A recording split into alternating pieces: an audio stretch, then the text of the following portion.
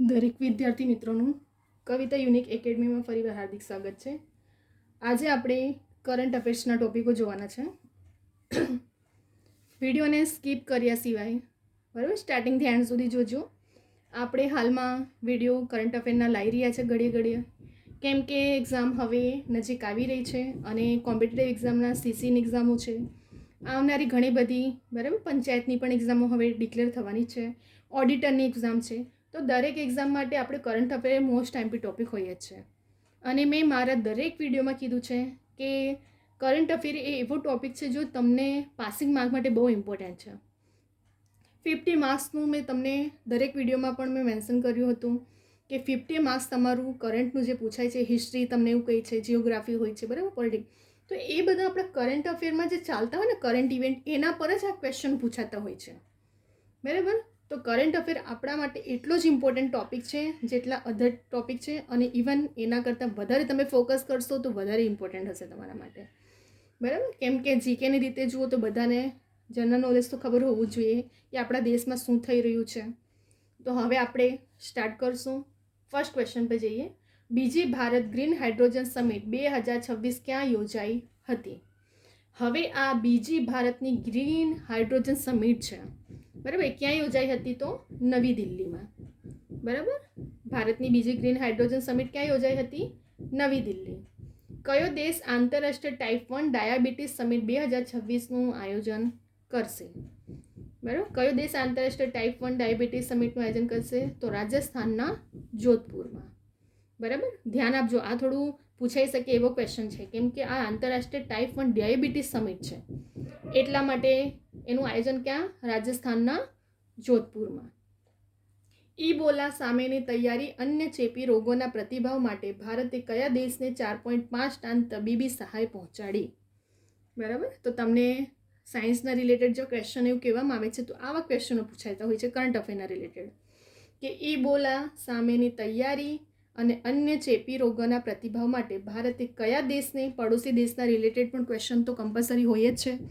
તો જે આ પડોશી દેશના રિલેટેડ ક્વેશ્ચનો પૂછાતા હોય છે એમાં આ ક્વેશ્ચન પૂછાઈ શકે છે કે ઇબોલા સામેની તૈયારી માટે, અન્ય ચેપી રોગોના પ્રતિભાવ માટે કયા દેશને 4.5 તબીબી સહાય પહોંચાડી? તો કેન્યાને. ક્લિયર.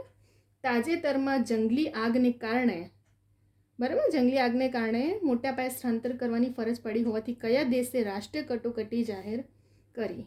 બરાબર. જંગલ આગને અહીં જંગલી આગ લખાઈ ગયું છે. જંગલ આગને કારણે કયા દેશે મોટા પાયે સ્થળાંતર કરવાની ફરજ પાડી હોવાથી કયા દેશે રાષ્ટ્રીય કટોકટી જાહેર કરી છે? તો કોણે કરી છે? સ્પેને.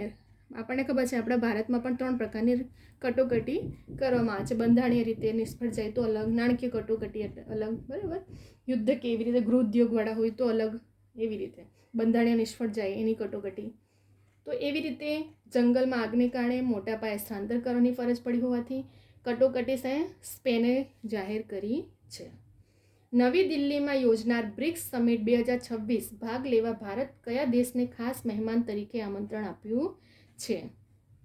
તો કોને આમંત્રણ આપ્યું છે? બાંગ્લાદેશ બરાબર. નવી દિલ્હીમાં યોજનાર બ્રિક્સ સમિટ 2026 ભાગ લેવા ભારત કયા દેશને ખાસ મહેમાન તરીકે આમંત્રણ આપ્યું છે? તો બાંગ્લાદેશને આપ્યું છે.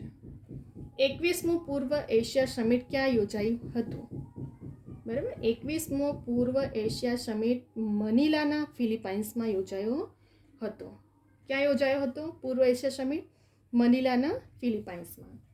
ભૂતપૂર્વ વડાપ્રધાન અટલ બિહારી વાજપેયીના AI હોલો બોક્સનું ઉદ્ઘાટન નવી દિલ્હીના ક્યાં કરવામાં આવ્યું? તો પ્રધાનમંત્રી સંગ્રહાલય બરાબર. ભૂતપૂર્વ વડાપ્રધાન અટલ બિહારી વાજપેયીના AI હોલો બોક્સનું ઉદ્ઘાટન નવી દિલ્હીના ક્યાં કરવામાં આવ્યું? તો પ્રધાનમંત્રી સંગ્રહાલયમાં કરવામાં આવ્યું. કયા રાજ્યના મીનાક્ષીપુરમ વિસ્તારમાં એક વડના ઝાડનો 107મો જન્મદિવસ ઉજવવામાં આવ્યો? તો તમિલનાડુ. કયા રાજ્યના મીનાક્ષીપુરમ વિસ્તારમાં એક વડના ઝાડનો 107મો જન્મદિવસ? તો તમિલનાડુમાં ઉજવાયો છે. ફાઇનાન્શિયલી ઇન્ટેલિજન્સ યુનિટ ભારતના ડિરેક્ટર તરીકે કોની નિમણૂક કરવામાં આવી છે? તો સત્યપાલ કુમારની.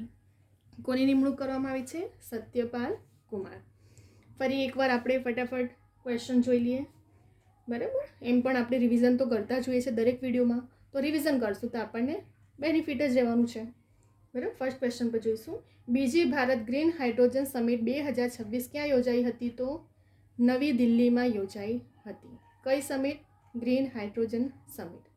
કયો દેશ આંતરરાષ્ટ્રીય ટાઈપ 1 ડાયાબિટીસ સમિટ 2026નું આયોજન કરશે? તો રાજસ્થાનના જોધપુરમાં ડાયાબિટીસ સમિટનું આયોજન થવાનું છે. ઇબોલા સામેની તૈયારી, અન્ય ચેપી રોગોના પ્રતિભાવ માટે ભારતે કયા દેશને તબીબી સહાય પહોંચાડી છે? તો કેન્યાને. બરાબર. કોને? કેન્યાને. તાજેતરમાં જંગલ આગને કારણે મોટા પાયે સ્થળાંતર કરવાની ફરજ પડી હોવાથી કયા દેશે રાષ્ટ્રીય કટોકટી જાહેર કરી છે? તો સ્પેને રાષ્ટ્રીય કટોકટી જાહેર કરી છે. નવી દિલ્હીમાં યોજનાર બ્રિક્સ સમિટ 2026માં ભાગ લેવા ભારત કયા દેશને ખાસ મહેમાન તરીકે આમંત્રણ આપ્યું છે? તો બાંગ્લાદેશને ખાસ મહેમાન તરીકે આમંત્રણ આપવામાં આવ્યું છે. 21મું પૂર્વ એશિયા સમિટ ક્યાં યોજાયું હતું? તો મનીલાના ફિલિપાઇન્સમાં. ભૂતપૂર્વ વડાપ્રધાન અટલ બિહારી વાજપેયીના AI હોલોબોક્સનું ઉદ્ઘાટન નવી દિલ્હીના ક્યાં કરવામાં આવ્યું? તો પ્રધાનમંત્રી સંગ્રહાલયમાં. કયા રાજ્યના મીનાક્ષીપુરમ વિસ્તારમાં એક વડના ઝાડનો 107મો દિવસ ઉજવાયો? તો તમિલનાડુ. ફાઇનાન્શિયલ ઇન્ટેલિજન્સ યુનિટ ભારતના ડિરેક્ટર તરીકે કોની નિમણૂક કરવામાં આવી છે? તો સત્યપાલ કુમારની. થઈ ગયા આપણા 9 ક્વેશ્ચન. આપણે રિવિઝને જોઈ લીધું. બરાબર. મેન તો કરંટ અફેરનો એવો ટોપિક છે ને કે કરંટ અફેર જેટલું કરશો એટલું ઓછું પડે છે. અને કરંટ અફેરના ટોપિક કલેક્ટ કરવા એ પણ આપણા માટે બહુ જ ઇમ્પોર્ટન્ટ સબ્જેક્ટ છે. તો કરંટ અફેરને હંમેશા કલેક્ટ કરો. જેટલું કરશો એટલું ઓછું છે. અને જેટલું જ્યાંથી મળે એટલું આપણે માઇન્ડમાં ઉતારી લેવું. એક્ઝામ ક્લિયર કરવા માટે પ્રિલિમ રિટર્નમાં પણ તમને કામ આવશે જ. કેમ કે વાંચેલું કોઈ દિવસ ફોગટ જતું નથી. તો આપણા માટે એ ઇમ્પોર્ટન્ટ છે. બીજી વસ્તુ કે તમને આ ચેનલ પર ફક્ત રેકોર્ડેડ લેક્ચર નહીં, પરંતુ આવનારી જેટલી પણ લેટેસ્ટની એક્ઝામો હોય છે એના રિલેટેડ પણ એના રિલેટેડ પણ ઇન્ફોર્મેશનો, જોબ રિલેટેડ અપડેટ કરવામાં આવતું જ હોય છે. બરાબર. તો આ ચેનલ પર તમને ડેલી રેકોર્ડેડ લેક્ચર પ્લસ તમને daily exam related, job related પણ ઇન્ફોર્મેશન અપડેટ કરવામાં આવે છે. બીજી વસ્તુ, કવિતા યુનિક એકેડમી મારી ઇન્સ્ટાગ્રામની આઈડી છે. કોઈ પણ ક્વેરી કે ક્વેશ્ચન હોય તો તમે એના પર મને પૂછી શકો છો એક્ઝામ રિલેટેડ. તો અહીં આપણો વિડીયો પણ અહીં સ્ટોપ થાય છે.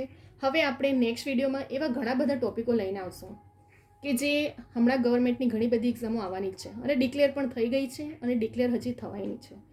તો આપણે પ્રિપરેશન હંમેશા અગાઉથી જ કરવું પડે.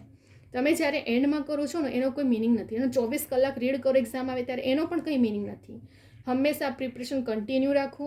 બીજી વસ્તુ, સ્માર્ટલી પ્રિપરેશન કરો, સિલેબસને જુઓ અને સિલેબસના એકોર્ડિંગ જ હંમેશા પ્રિપરેશન મટીરિયલ કલેક્ટ કરીને કરવું. આ ચેનલ પર તમે મેથ રિઝનિંગના પણ ઘણા બધા શોર્ટ ટ્રિક, શોર્ટ મેથડ, ત્યાર પછી તમને ગુજરાતી ઇંગ્લિશ ગ્રામરના ઓથેન્ટિક બુકના નિયમો પ્રમાણે, ગુજરાતી ગ્રામરના તો દરેક વિડીયો જોજો, તમને ક્યારેય બીજી બુક વાંચવું પણ ન પડશે. કેમ કે ઓથેન્ટિક બુકના નિયમો પ્રમાણે A to Z પોઈન્ટ મેં હાઇલાઇટ કર્યા છે, સમજાવ્યા છે. સ્ટુડન્ટને ક્યાં ક્યાં ભૂલ થાય છે, કેવી રીતે પેપર સેટર કન્ફ્યુઝ કરતા હોય છે અને કેવી રીતે સ્ટુડન્ટને ભૂલો થતી હોય છે, એના લીધે મેરિટમાં આવતા રહી જાય છે. એક નાની ભૂલ કેટલી મોટી મિસ્ટેક થઈ જાય છે આપણી લાઈફમાં. અને ક્યારેય હાર માનવું નહીં. ભલે તમે ઘણી વખત સક્સેસફુલ નહીં પણ થાઓ તો એ આપણી પાસે બીજા ઓપ્શન તો હોય જ છે લાઈફમાં. તો ક્યારેય હાર માનવી નહીં. અટેમ્પ કરો જ્યાં સુધી તમારી પાસે ટાઈમ, ચાન્સ છે. નહીં હશે તો બીજા પણ આપણી પાસે કરિયરના હોય જ ઓપ્શન. પણ હંમેશા એકદમ રિલેક્સ થઈને પ્રિપરેશન કરવું. એકદમ માઇન્ડ રિલેક્સ રાખીને કરશો એટલું વધારે તમારા માટે સારું રહેશે. અને એક્ઝામમાં પણ હંમેશા વહેલા પહોંચવું, જેથી માઇન્ડ રિલેક્સ હશે તો પેપર અટેમ્પ કરવામાં તમને ઇઝી રહેશે. પહેલાં જે આવડતા હોય એમને ફટાફટ ક્વેશ્ચન કરો. જે તમને એવું લાગે કે વિચારવામાં સમય જાય છે તો એને સ્કીપ કરો, પછી એન્ડમાં રાખો, જેથી કરીને તમારું પેપર પણ ના છૂટે અને તમને માર્કનું પણ તમે ખેંચી શકો છો. અને હંમેશા ગપ્પા તુક્કા મારવા નહીં, એમાંય કરવામાં નેગેટિવ જાય છે. તો આ નાની નાની વાતોને પણ ધ્યાન રાખવી પડે છે. આપણે પેપરને અટેમ્પ કરતી વખતે ઘણી નાની ઘણાનો પેપર મોસ્ટલી છૂટી જતું હોય છે. આ બધી ઘટના બધા જ સ્ટુડન્ટ જોડે થતું હોય છે. પણ આપણે મેનેજમેન્ટ આપણે કરવું છે. પ્રિપરેશન કેવી રીતે કરી છે, હંમેશા જે આવડે, મેથ રિઝનિંગ તમને થોડું ટાઈમ જતો હોય તો એને એન્ડમાં રાખો.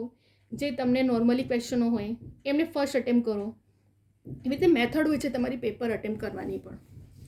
અને હંમેશા પ્રિપરેશન કરો તો સ્માર્ટલી કરો, સિલેબસના એકોર્ડિંગ જ કરવી. ગમે તે રીતે બુક વસાવીને કે ગમે તે રીતે પ્રિપરેશન નહીં કરવું. બરાબર. તો હવે અહીં આપણે વિડીયોને સ્ટોપ કરી રહ્યા છે. તમને આ વિડીયો ગમે તો લાઇક શેર કમેન્ટ કરવાનું ભૂલતા નહીં. તમારા ફ્રેન્ડ સર્કલમાં પણ શેર કરજો, જેથી કરીને દરેક સ્ટુડન્ટ સુધી આ વિડીયો પહોંચે. ઘણા સ્ટુડન્ટ એવા છે જે કોચિંગ એફર્ટ નથી કરી શકતા, તો એમના સુધી પણ વિડીયો પહોંચે. બીજી વસ્તુ, આ ચેનલ પર પણ ઘણી બધી આવા તમને એક્ઝામ રિલેટેડ ઇન્ફોર્મેશનો પણ મળશે અને રેકોર્ડેડ લેક્ચર પણ. તો હવે આપણે નેક્સ્ટ વિડીયોમાં બીજા બધા ટોપિકો સાથે આવશું. અહીં આપણે હવે વિડીયોને સ્ટોપ કરી રહ્યા છીએ.